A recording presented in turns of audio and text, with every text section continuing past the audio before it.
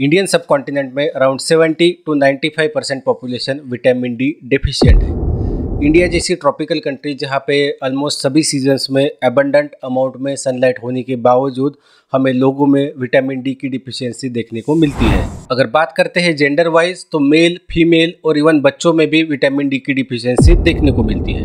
अगर हम Indian population को एज वाइज डिवाइड करते हैं तो ऑलमोस्ट सभी एज ग्रुप्स में विटामिन डी की डिफिशियंसी प्रोमिनेंट है, लेकिन जिन लोगों की उम्र 30 साल से कम है उन लोगों में विटामिन डी की डिफिशियंसी ज़्यादा देखने को मिलती है। अगर हम हमारी इंडियन पॉपुलेशन को socio economic status wise distribute करते हैं तो रिजल्ट्स तो और भी सरप्राइजिंग है।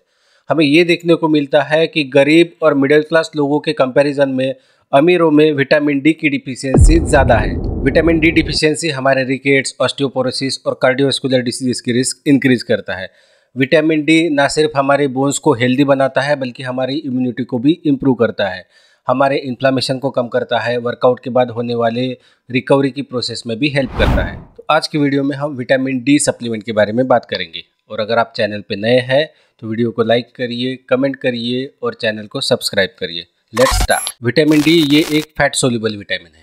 हमारी स्किन में मेनली दो लेयर्स होते हैं। एक आउटर लेयर होता है जिसे एपिडर्मिस कहते हैं और उसके नीचे जो इनर लेयर होता है उसे डर्मिस कहते हैं। जब भी हम सनलाइट को एक्सपोज होते हैं तो उस वक्त सनलाइट से जो रेडिएशंस आते हैं, UV radiations, specifically UV B radiations, वो हमारे स्किन के जो लेयर होता है एपिडर्मिस उसमें प्रेजेंट 7 डिहाइड्रो कोलेस्ट्रॉल के साथ रिएक्ट होता है, जिससे कोलेकैल्सिफेरॉल तैयार होता है।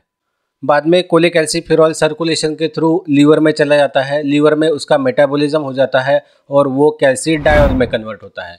कैल्सिडायोल सर्कुलेशन के थ्रू किडनी में चला जाता है, किडनी में वहाँ पे उसका मेटाबॉलिज्म होता है और कैल्सिडायोल कैल्सिट्रायोल में कन्वर्ट होता है।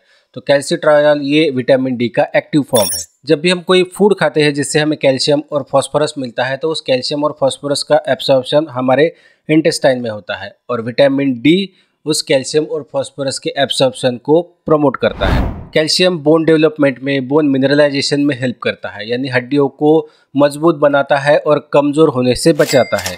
विटामिन डी इन्फ्लामेशन को कम करता है, तो वर्कआउट के बाद हमारी रिकवरी जल्दी हो जाती है। एज सच विटामिन डी हमारी स्ट्रेंथ को इंक्रीज़ नहीं करता और अगर आप एक हेल्दी इंडिविजुअल है, आपके टेस्टोस्टेरोन लेवल्स नॉर्मल है, तो विटामिन डी आपके टेस्टोस्टेरोन लेवल्स को इंक्रीज़ नहीं करता।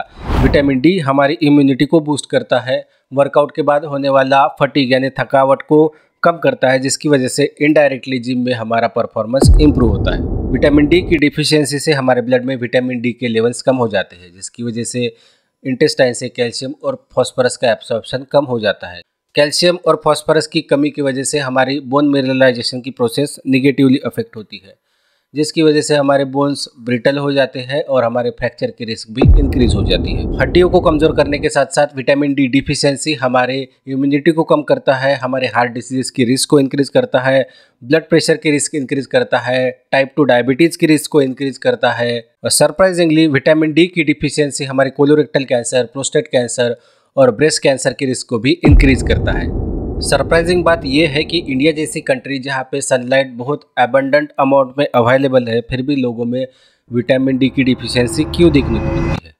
फर्स्ट थिंग, अगर हम चाहते हैं कि हमारी बॉडी में विटामिन डी की डिफिशियंसी ना हो तो हमें एटलीस्ट 45 मिनट्स के लिए डेली हमारी बॉडी को सनलाइट से एक्सपोज करना पड़ेगा।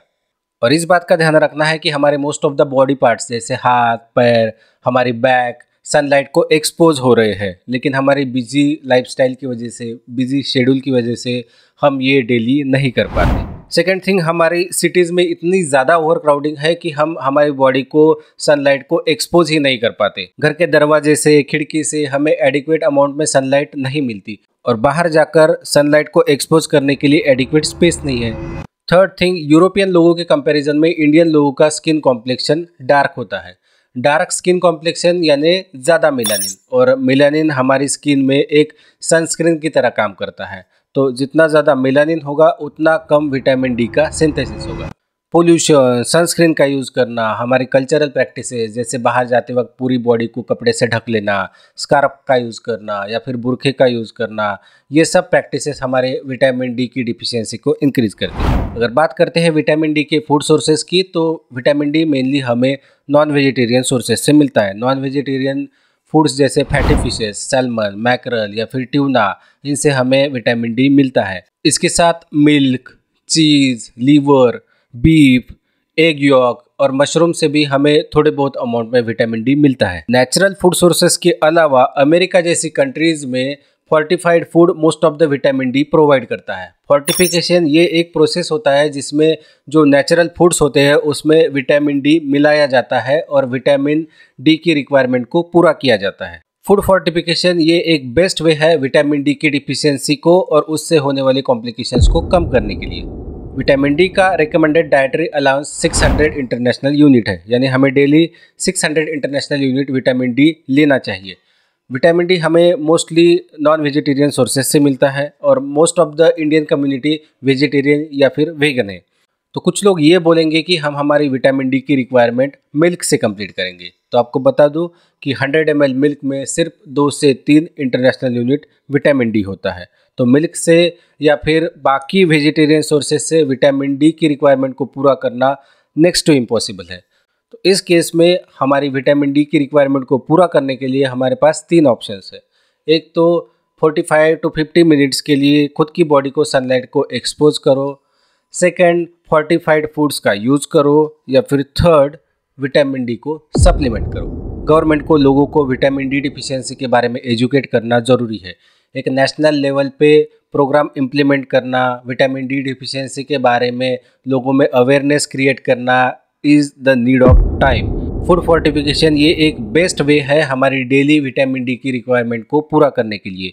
ये सब चीज़ें हमारे हाथ में तो नहीं है, लेकिन हम हमारी विटामिन डी की न्यूट्रिशनल रिक्वायरमेंट को पूरा करने के लिए विटामिन डी को सप्लीमेंट ज़रूर कर सकते हैं।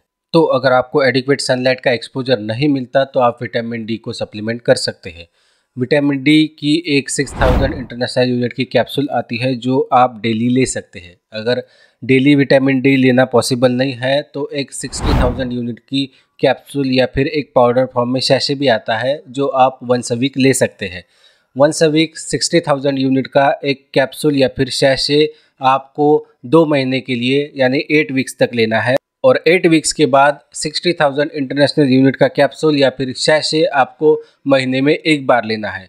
कोशिश करिए कि जब भी आप विटामिन डी का सप्लीमेंट ले तो उसे फैट रिच फूड के साथ ले, जिसकी वजह से उसका एब्सॉर्प्शन अच्छे से हो। I hope you like the video. अगर वीडियो अच्छी लगी तो वीडियो को लाइक करिए, कमेंट करिए, शेयर करिए और ऐसे ही इन्फॉर्मेटिव वीडियोज़ देखने के लिए चैनल को सब्सक्राइब करिए।